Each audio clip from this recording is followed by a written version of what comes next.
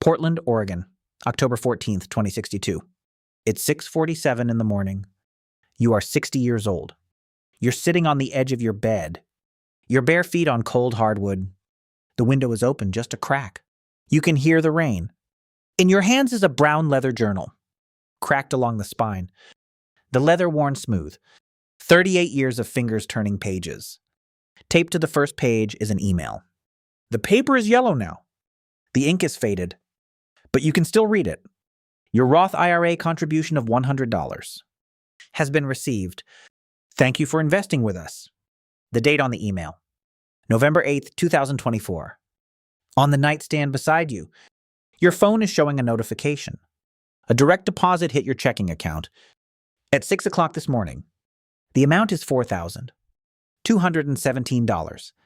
Your mortgage is auto-debited at 6:15 for $4,090.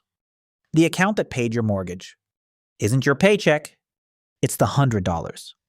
From 38 years ago, a single deposit on a Tuesday night. That became everything. This is how it started. Let me show you. Portland, Oregon, November 8th, 2024. It's 11:22 p.m. on a Friday. You are 22 years old, sitting on the floor of your apartment, SE Belmont Street. The rent is $1,240 a month. The mattress is on the floor. There is one folding chair. The laptop sits on a cardboard box, a moving box you never threw out. Your bank account has $800 and $43 in it.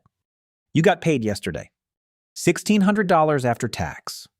From Stumptown Coffee Roasters, where you've worked 4 months. On your screen is a Roth IRA application. You've been staring at it for 47 minutes. The deposit field is empty. The cursor is blinking. You don't know what a Roth IRA does. You only know what Nina told you. Nina is 46. She works 2 cubicles down. On Wednesday, she handed you something. A brown leather journal. Her father gave it to her at 22. Inside the cover, she wrote one sentence. Start before you understand it. You'll understand it later. You type $100 into the deposit field. You click confirm. 11 seconds later, a confirmation email arrives. You print it. Your printer is loud. The neighbor downstairs bangs on the ceiling. You don't care. You tape the email to the first page. Then you text Marcus. Marcus is your best friend from high school. He just bought a BMW 3 Series, $31,000, financed at 7.9%. He's 22. Just opened a Roth IRA. Started with $100. He replies 8 seconds later, bro, $100. You're going to be a millionaire. 3 laughing emojis. You don't reply. You set up an automatic transfer.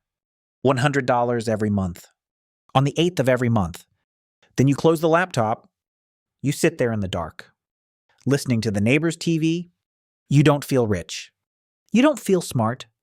You just feel like you did something quiet that nobody saw. The journal sits on the cardboard box. The confirmation email taped inside it. Wealth is built in rooms where nobody is watching. Portland, Oregon, March 19th, 2029. It's 7:48 a.m. on Monday. You are 27 years old, standing in line at a coffee shop. Hawthorne Boulevard. You moved here 2 years ago. Rent is $1,400 a month. You make $52,000 a year. You bumped your contribution to $200. You did the math on a Tuesday night. You felt nothing. In your bag is the journal. The confirmation email still taped inside. You added a second page now. Year 4, account balance. $11,408. Your phone buzzes. It's Marcus. He's asking to borrow $1,800. His BMW transmission failed. The repair estimate is $4,200. He doesn't have it. You stand in line. 30 more seconds. You think about it. Then you tell him no. You haven't said no in 5 years. Your stomach feels strange. But you say no. You order your coffee. Black, $2.75. You sit by the window. You open the journal. You write a new line. Said no to Marcus today. $1,800 stays in the Roth. That afternoon at work, Nina passes your desk. She slows down. She looks at the journal. She doesn't say anything. She just nods once.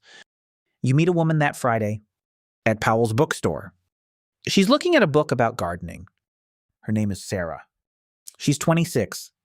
She's a nurse at Oaksu. You don't tell her about the journal. You don't tell her about the Roth. You ask her for coffee on Sunday? She says yes. You walk home in the rain. The journal in your bag? 62 months of yes. To a future person you haven't met. The quiet decisions change everything. Loud people don't compound. Portland, Oregon, August 4th, 2034. It's 4:17 a.m. on Tuesday. You are 32 years old. You're standing in a dark nursery. The walls are pale green. There is a single lamp on a low setting. In your arms is your daughter, Eliza. She's 11 days old, asleep against your chest. Sarah is asleep in the next room. You can hear her breathing. You bought this house 6 months ago. S.E. Clinton Street. $340,000. Mortgage of $1,900 a month. Your Roth balance, $43,290. You're tired. You haven't slept more than 3 hours. Since Eliza was born. You sit in the rocking chair. By the window. Eliza stays asleep on your chest. You think about the journal. It's in your dresser drawer now. You haven't opened it in 4 months. You think about Nina. She retired last year. She moved to Bend. She sent you a card when Eliza was born. Inside she wrote one sentence. You will not remember the years. You will only remember that you did. You think about Marcus. He just had his second kid. He has $11,000 in credit card debt. He drives a Tahoe now, financed at 9%.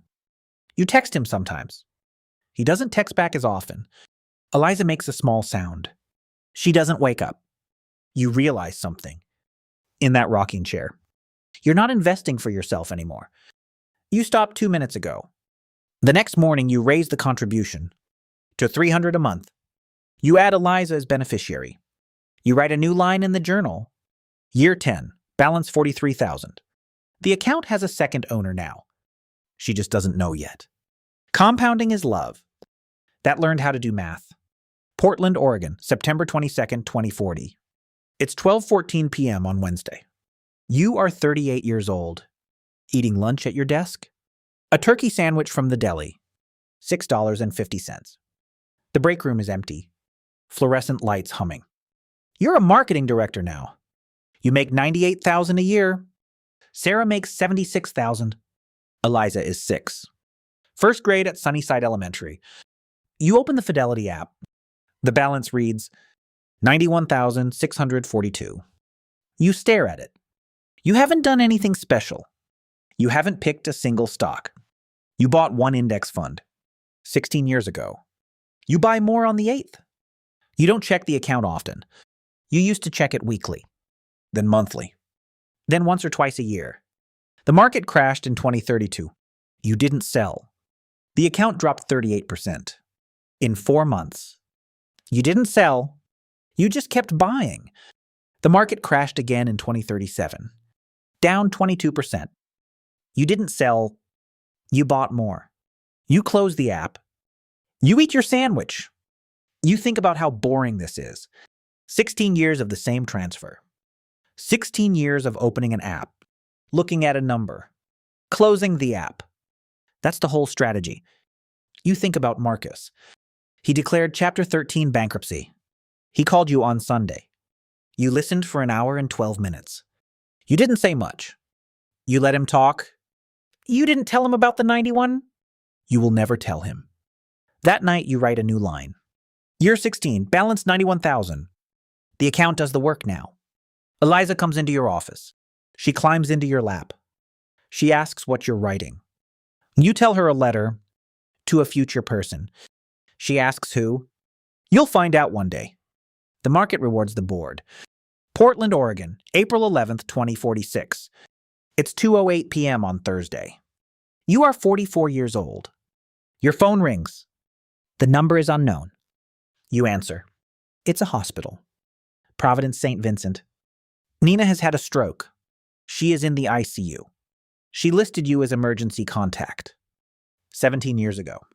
She never updated it. You leave work mid-meeting.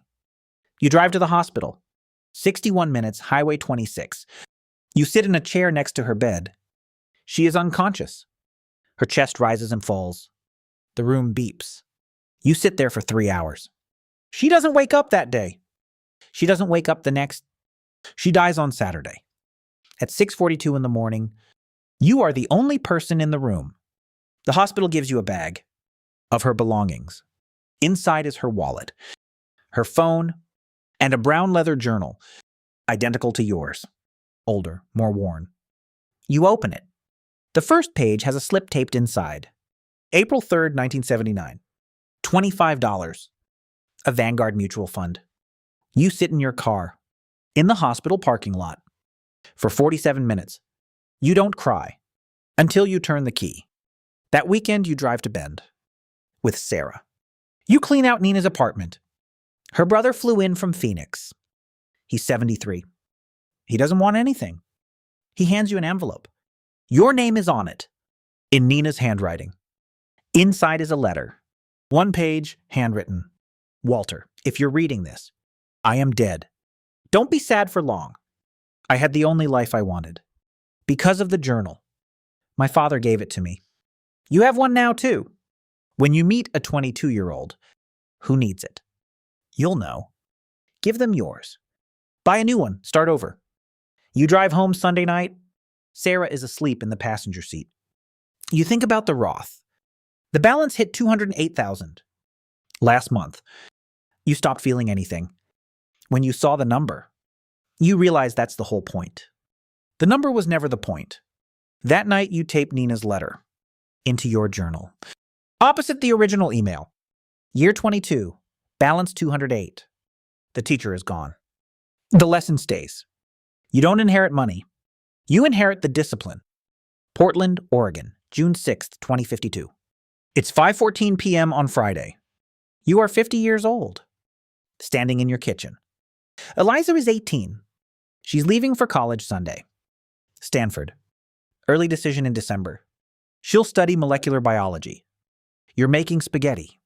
Sarah is opening red wine. The kitchen smells like garlic. Eliza sits at the island. She is on her phone. You wipe your hands on a dish towel. You walk to your bedroom. You open your dresser drawer. You pull out the journal. You walk back to the kitchen. You set it on the island, in front of Eliza. She looks at it. She looks at you. You don't say anything. You go back to stirring. She opens the journal. She reads the first page. November 8th, 2024. She turns to the second page. Year 4, $11,000. Page 3, year 10. Her birth date written in the margin. She keeps turning pages. 28 years of entries. The current balance reads $382,000. Eliza closes the journal slowly. She looks at you across the kitchen. Dad, why didn't you ever tell me? You think for a long time. The spaghetti is boiling. You turn down the heat. If I had told you, you would have heard about money. I wanted you to read about love. She doesn't say anything for a while. Then she pulls out her phone. She opens Fidelity. She opens her own Roth IRA. She made it 2 years ago. $3,000 from summer jobs. She sets up automatic deposit. $100 a month. On the 8th, she does not show you. She does not announce it. You see it later that night, walking past her room. You write a new line that Sunday. Year 28, $382,000. She knows now. She started. The chain doesn't break. Portland, Oregon, February 19th, 2060. It's 8:33 on Monday. You are 58 years old, sitting at the kitchen island. Same kitchen, same wooden bowl. Same coffee maker. In front of you is your laptop. You're clicking submit on a resignation. 26 years at the same company. You're not retiring, not yet. You're going part-time, 3 days a week. You'll teach at Portland Community College, Tuesday and Thursday mornings. Sarah walks into the kitchen. She kisses the top of your head. She pours coffee. She is 57. She still works at OHSU. She loves it. You close the laptop. You open the Fidelity app. The Roth balance reads $941,612. You are not a millionaire yet. You think it will in 14 months. You don't care. You set the phone face down. You pull out the journal. Last day, you'll need a work bag. You set the journal beside the coffee. You think about the math. 36 years. You deposited around $87,000. The rest is just time. Just patience. The market doing what it does. When nobody panics. The math feels heavier than expected. Not because of the number. Because of what it cost. A BMW you never bought. A vacation you skipped at 26. A wedding you didn't fly to. New phones you didn't buy. Dinners that were sandwiches. You stopped wanting them by year 10. That afternoon, you walked to a park 6 blocks away, where Eliza played at age 6. You sit on a bench, the journal in your lap.